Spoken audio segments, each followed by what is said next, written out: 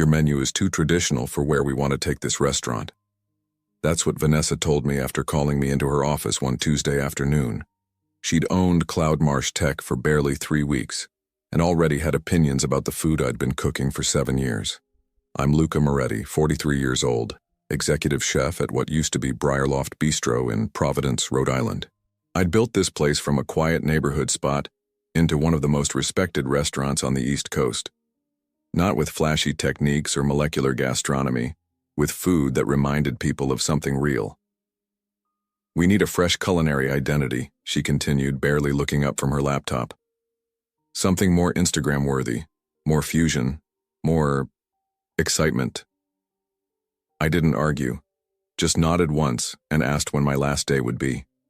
She seemed surprised by that, by how easily I accepted it, like she expected me to beg or negotiate, but I don't beg for people to understand what they can't see. 7 years I'd poured my soul into those dishes. 7 years of adjusting recipes my grandmother taught me in Naples when I was barely tall enough to see over the counter. 7 years of building a menu that made people close their eyes when they took the first bite. Vanessa smiled, relieved. 2 weeks should be sufficient for transition. You'll need to provide detailed recipes for all signature dishes, of course. I nodded again, though we both knew I'd never written down a single recipe. Not the real ones, not the way I actually made them. That evening during service, I watched my kitchen staff move like a well-rehearsed orchestra. Jason working the grill with the timing of a metronome. Ellie plating with the precision of a surgeon. They didn't know yet. None of them knew that the heart was about to be cut out of this place. After closing, I sat alone at the bar with a glass of bourbon. The dining room was dark except for the small light above me. I ran my fingers over the worn bar top where I'd served thousands of customers who'd become friends. The next morning, Thomas, my sous chef for 5 years, caught me storing my personal knives in their roll. "Chef, what's going on?" I told him about the meeting. His face changed, anger flashing behind his eyes. "This is bullshit. The restaurant's doing better than ever. It's her place now," I said, continuing to pack. "But those are your recipes, your dishes, people come here for your food." I just shrugged. Not anymore. As I walked to my car that evening, I glanced back at the restaurant's glowing sign. Something twisted in my stomach. Not sadness exactly. Something sharper. Something that told me this wasn't over. Not by a long shot. My grandfather opened the first Moretti's in Naples when he was 22. I grew up watching him make magic with nothing more than flour, eggs, and whatever vegetables looked good at the market. Food wasn't fancy in our family. It was honest. It was memory. It was the thing that made people pause their lives for a moment and remember what mattered. I didn't come to Providence planning to be a chef. I was studying architecture at Rhode Island School of Design, working nights washing dishes to pay tuition. Then, one evening, the line cook called in sick. The owner was desperate. I stepped in. Something clicked that night. The rhythm of the kitchen felt more right than any drafting table ever had. 6 months later, I dropped out. My father didn't speak to me for a year. I worked my way up through 4 different kitchens before landing at Briarloft when it was just a struggling bistro, with outdated decor and a menu no one remembered.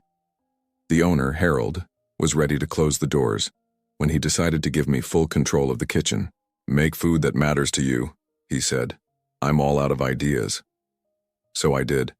I built a menu around the dishes my grandmother made. The braised lamb that simmered for 6 hours with rosemary and juniper. The seafood stew with saffron that my grandfather learned from his mother. The olive oil cake soaked in orange liqueur that we served at every family wedding. People noticed. First locals, then food critics, then tourists who'd read about us online. We weren't trendy. We were something that lasted longer. Necessary. Harold sold the place when his wife got sick. Needed the money for treatments. I understood. The new owners were a restaurant group who mostly left me alone. "Don't fix what isn't broken," their CEO told me. For 3 years it worked. Then they sold to Vanessa. She started showing up during prep, asking questions that made it clear she didn't understand restaurants or food. She'd bring friends in during service, sending back dishes because they weren't pretty enough for their social media. 2 weeks before she fired me, I overheard her on the phone. "We'll keep the name for now, but everything else changes. New concept, new chef, new energy." I should have prepared then. Should have seen it coming. But some part of me couldn't believe anyone would dismantle something that worked so well. Something people loved. The night before my last day, I made all our signature dishes one final time, tasting each one, committing the exact flavors to memory. Not that I needed to. These dishes were in my blood. My last night at Briarloft was quiet. I didn't make a speech, didn't want a party. Just cooked service like any other night, though my hands felt heavier with each dish I sent out. After closing, I left my keys on Vanessa's desk along with a list of recipes. The official ones we kept for health inspections and line cooks. Not my recipes. Not really. I drove home to my small apartment and opened a bottle of Barolo I'd been saving. Sat on my balcony looking at the city lights and felt nothing. No anger, no sadness. Just a hollow space where 7 years of work used to live. The next morning, my phone buzzed with texts from the kitchen staff. Vanessa had brought in a new executive chef, some guy named Kevin who'd worked at a trendy spot in Boston. He was already changing things, they said, rearranging the kitchen, talking about elevating the menu. I didn't respond, just turned off my phone and took a walk downtown. 3 days passed before Thomas showed up at my door, still wearing his kitchen whites, eyes wild. "It's a disaster," he said, pushing past me into my apartment. "Kevin can't replicate anything. He's trying, but the dishes are coming out wrong." "They have the recipes," I said. Thomas gave me a look. "They have what you wrote down, not what you actually did." I shrugged and poured him a glass of water. New chef, new restaurant, that's how it works. "The regulars are noticing. Mrs. Carpenter sent back the lamb twice last night, said it wasn't right." Mrs. Carpenter had been coming every Thursday for 5 years. Always ordered the lamb, always told me it reminded her of the year she spent in southern Italy before her husband died. "They're doing a big relaunch next week," Thomas continued. "Food critics, influencers, the whole show. Vanessa's calling it Briarloft Evolved." Something shifted in my chest. Not satisfaction exactly, but recognition, the beginning of an answer to a question I hadn't fully formed yet. "You looking for work?" I asked. Thomas blinked. "What?" "My grandfather's old place downtown. The building's empty. Been sitting there since he died. I still own it. You thinking about opening your own spot?" I hadn't been, not consciously. But saying it out loud made something clear. I'd given 7 years to someone else's dream. Maybe it was time to build my own. "Maybe," I said. "You interested?" Thomas didn't hesitate. "Hell yes. And I bet Ellie and Jason would come too." That night, I couldn't sleep. I pulled out my grandfather's old notebook, the one with half-written recipe ideas and notes about customers. His handwriting was shaky in later years, but his thinking was always clear.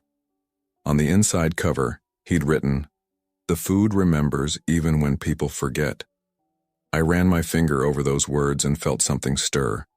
Not anger at Vanessa or even a desire for revenge, something cleaner. The simple need to make food that mattered again. Food that was mine. The week after I left, food bloggers started posting about changes at Briarloft. Pictures of deconstructed versions of my dishes. Foam where there should have been sauce. Tiny portions arranged like abstract art. Comments sections filled with confused regulars. What happened to the real menu? This isn't what made this place special. I was painting my grandfather's old restaurant space when Vanessa called. First time I'd heard from her since I'd left. "Luca," she said, voice honey-sweet. "How are you?" "Fine. We're having some transition challenges. I was hoping you might be available for consultation, just to help smooth things over." I set down my paint roller. "What kind of challenges?" She paused. "Some of the signature dishes aren't coming out quite right. Kevin is talented, but customers are noticing differences." "You have the recipes," I said, repeating what I'd told Thomas. Yes, but there seemed to be nuances missing. I almost laughed. Nuances. Like how I adjusted the lamb seasoning based on the time of year. How the seafood stew needed more acid when using Gulf shrimp instead of local catch. How the olive oil cake required a different bake time on humid days. I could compensate you well, she continued, and credit you as a consulting chef. I'm busy, I said. Look, Luca, her voice hardened. The relaunch is in 3 days. We have critics and investors coming. I need those dishes to be right. Then you shouldn't have fired the person who created them. She was silent for a moment. I'll double your last salary, just for 2 weeks of consultation. No, triple it. It's not about money, Vanessa. Then what is it about? Some wounded pride? I made a business decision. And now I'm making one. Good luck with your relaunch. I hung up and went back to painting. An hour later, Thomas called to tell me Vanessa was in the kitchen, watching the cooks prepare my dishes, making notes, and asking detailed questions about every step. 2 days before the relaunch, I was at the farmer's market when Harold, the original owner, found me examining tomatoes. Heard what happened, he said, stepping beside me. Also heard you're opening your own place. News traveled fast in the restaurant world. Thinking about it. Vanessa called me yesterday, asked if I had any notes or records about your cooking from when you started. Sounded desperate. I raised an eyebrow. What did you tell her? That your food was always magic to me. I never knew how you did it. He picked up a tomato, weighed it in his hand. She's in trouble, you know. Those investors are expecting the same restaurant they've been reading about for years. The one you built? That afternoon, Ellie, my former pastry chef, texted, "They're trying to reverse engineer your olive oil cake. On the 5th attempt, still not right." I smiled despite myself. That cake had taken me 2 years to perfect. The night before the relaunch, Vanessa showed up at my apartment. I was surprised enough to let her in. "One last offer," she said, not bothering with pleasantries. "Come back. Full creative control. 20% ownership stake." I leaned against my counter. Why? Because the practice run tonight was a disaster. Because our reservations for the next month are built on your reputation. Because I made a miscalculation. For a moment I considered it. 20% was significant. But then I thought about my grandfather's empty restaurant, about cooking on my own terms. "I appreciate the offer," I said. "But I've started something new." Her face hardened. "If you're opening a competing restaurant, you should know your contract had a non-compete clause. You can't open within 5 miles of Briarloft for 2 years. I hadn't remembered that, hadn't thought to check. "Good to know," I said, opening my door. "Good luck tomorrow." After she left, I called my cousin Anthony, who practiced business law. The non-compete was real and potentially enforceable. My new spot was only 2 miles from Briarloft. I'd hit a wall I hadn't seen coming. That night I couldn't sleep. I reviewed my options, delay opening, move locations, fight the non-compete in court. None felt right. At 3 a.m., I drove to my grandfather's building and sat in the half-renovated space, thinking. The next morning, relaunch day at Briarloft, I met with Anthony at his office. He reviewed the contract again, brow furrowed. "There might be a loophole," he said finally. "The non-compete specifies you can't open a similar restaurant concept with competing cuisine within 5 miles. And? Define similar concept. Your grandfather's place was a traditional Italian restaurant, right? Not new American like Briarloft." I considered this. My menu at Briarloft had Italian influences but wasn't strictly traditional. I'd been planning something similar for the new place. My dishes, my style, but not bound by tradition. "What if I went old school?" I said slowly. "Completely traditional. My grandfather's exact recipes. Red checkered tablecloths. Chianti bottles with candles." Anthony nodded. "Different enough concept that we could argue it doesn't compete directly. Risky, but possible." I thanked him and left, mind racing. I'd been so focused on recreating what I'd built at Briarloft that I hadn't considered going back to my roots, to the food that had started everything, On my way home, I got a text from Jason, who was still working at Briarloft. Critics are here. Food's not right. Kevin's panicking. I didn't respond. Wasn't my problem anymore. That evening, Thomas, Ellie, and Jason came over after their shift, faces grim. It was a bloodbath, Thomas said, accepting the beer I offered. None of the signature dishes worked. The lamb was tough, the stew was bland, and the cake was dense as a brick. Vanessa kept making excuses, Ellie added, blaming ingredient suppliers, kitchen equipment, everything but the obvious. Which is, I asked. That they don't have you, Jason said simply. We talked into the night about what had happened, how Kevin had tried to follow my written recipes but missed all the unwritten steps, how the critics had been visibly disappointed, how Vanessa had disappeared into her office halfway through service. There's more, Thomas said, lowering his voice though we were alone in my apartment. I overheard Vanessa on the phone with someone, an investor, I think. Turns out she leveraged everything to buy Briarloft. Expected to flip it for a quick profit. Based on its reputation, I said. He nodded. Which was built on your food. She's in trouble, Ellie said. Without good reviews from this relaunch, she might lose backing. I should have felt satisfaction.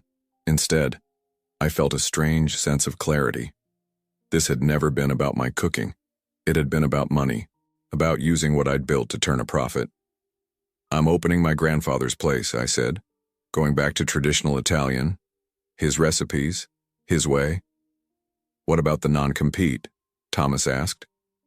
I explained Anthony's thinking. Different concept, different target. And honestly, if she wants to fight me on it, let her try. Her restaurant's about to have bigger problems. The next morning, the first reviews appeared online. They were as brutal as expected.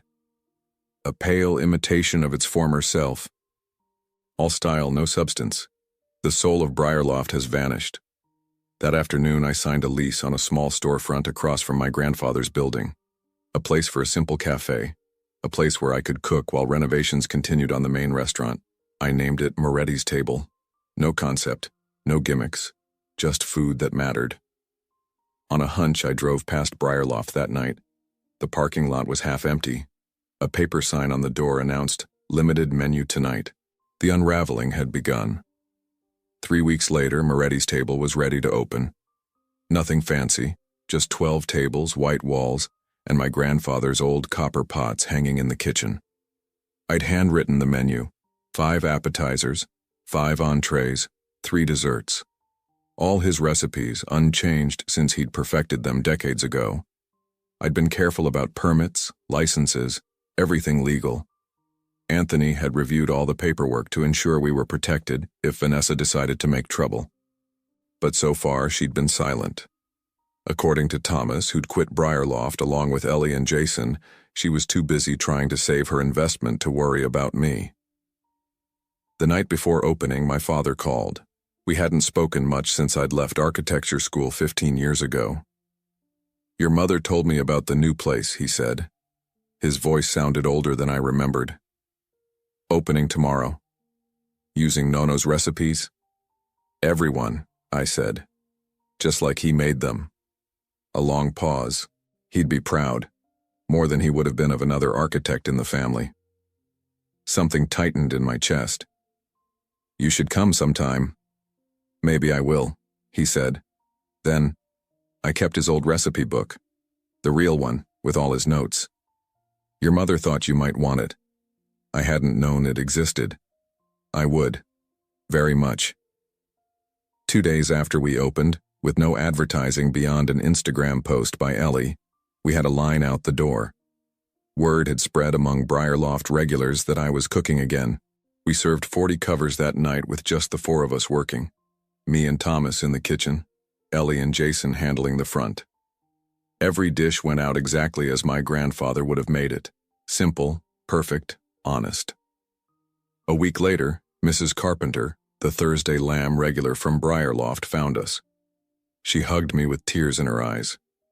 I've been looking everywhere for you, she said. Nothing's been right since you left. That night, I added my grandfather's lamb to the menu just for her. 2 weeks in, we were booked solid every night. I'd hired 2 more kitchen staff and another server. My father had sent the recipe book, a tattered leather journal filled with my grandfather's secrets. Things I'd never known about his cooking, about where he'd learned, about what each dish meant to him. It felt like he was there in the kitchen with me. On our 1-month anniversary, I arrived early to find a manila envelope taped to the door. Inside was a formal letter from Vanessa's lawyer alleging violation of the non-compete agreement and threatening legal action. I handed it to Anthony over coffee that afternoon. "Right on schedule," he said, scanning the document. I was wondering when this would come. "Can they shut us down?" He set down the letter. "They can try, but I've been building our case since we talked. I have documented evidence that Moretti's Table is a traditional Italian restaurant based on your family recipes. Completely different from the new American cuisine at Briarloft. Different target audience, different price point, different concept." So we're good? Better than good. Their argument is extremely weak, especially now that Briarloft itself has changed its menu completely. This was news to me. They did. Anthony nodded. "Went full molecular gastronomy last week. Foams, gels, the works. Trying to chase the latest trend. They've essentially admitted through their actions that they're not the same restaurant you worked at." I smiled. Perfect timing. That evening, as I was prepping for service, a food critic from the Providence Journal walked in, the same one who'd written a scathing review of Briarloft's relaunch. He didn't know I recognized him. I just cooked. Sent out food that would have made my grandfather proud. The next morning, his review appeared. The heart of Briarloft didn't vanish, it just moved across town and found its true home. By noon, our reservation list was full for the next 3 months. 6 months after opening Moretti's Table, I received a call from Harold, the original owner of Briarloft. "Have you seen it?" he asked without preamble. "Seen what?" "Briarloft's for sale. Vanessa's cutting her losses."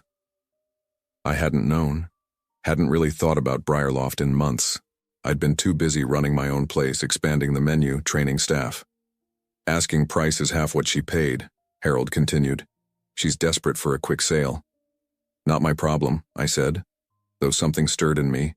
Not quite satisfaction, but a sense of things coming full circle. That afternoon, Anthony called. "Vanessa's dropping the lawsuit. Seems she has bigger problems." "Like selling a failing restaurant." "Exactly. Want to know the best part? Her investors are suing her for misrepresentation, claiming she sold them on the reputation of a restaurant that no longer exists." I thought about that as I prepped for dinner service, about the shortcuts Vanessa had tried to take, about how she'd seen only the surface of what made Briarloft special, never understanding the foundation it was built on. 3 days later, a Blacktown car pulled up outside Moretti's during lunch service. Vanessa stepped out, straightened her jacket, and walked inside. The dining room fell silent as regulars recognized her. I watched from the kitchen pass as she scanned the packed restaurant, taking in the simple decor, the happy diners, the staff moving with practiced precision. Then she saw me. Our eyes met across the room. I expected anger, resentment. Instead, I saw something like resignation, maybe even respect. She gave a small nod, turned, and walked out. I never saw her again. The following week, Briarloft closed its doors permanently. The building remained empty for months, a quiet monument to ambition without understanding. I didn't celebrate, didn't need to. The food had spoken for itself. 1 year after opening Moretti's Table, we expanded into my grandfather's original building next door. The renovation was complete, his old copper pots still hanging in the new, larger kitchen. We kept the cafe as a lunch spot and opened the main restaurant for dinner service. On opening night, I stood in the kitchen doorway watching the dining room fill. Families, couples, regulars who'd followed me from Briarloft, new faces drawn by word of mouth. Thomas nudged my shoulder. "You going to stand there all night, or are we cooking?" I smiled and returned to the line. Halfway through service, Ellie appeared in the kitchen. "There's someone here to see you." In the dining room, at a corner table, sat my father. He stood when he saw me, extending his hand formally. I ignored it and hugged him instead. "The place looks good," he said, glancing around, "just like Nono had it." "With a few updates," I admitted, "but the heart's the same." We talked through his meal, the first real conversation we'd had in years, about my grandfather, about food, about what it meant to build something that lasted. As he was leaving, he pressed something into my hand, a key. "To the vineyard in Campania," he explained. "Nono left it to me, but it should be yours. Maybe someday you'll make wine as good as your food." That night, after everyone had gone, I sat alone at the bar with a glass of my grandfather's favorite Amaro. The dining room was dark except for the small light above me. On the wall hung a framed copy of that Providence Journal Review. The heart of Briarloft didn't vanish. It just moved across town and found its true home. I'd never set out to destroy what Vanessa built. I'd only wanted to create something authentic, something true. In the end, that had been enough. Sometimes the best revenge isn't revenge at all. It's simply doing what you were meant to do, and doing it well. I raised my glass to my grandfather's memory and to the empty chairs that would fill again tomorrow. This place wasn't just a restaurant. It was home.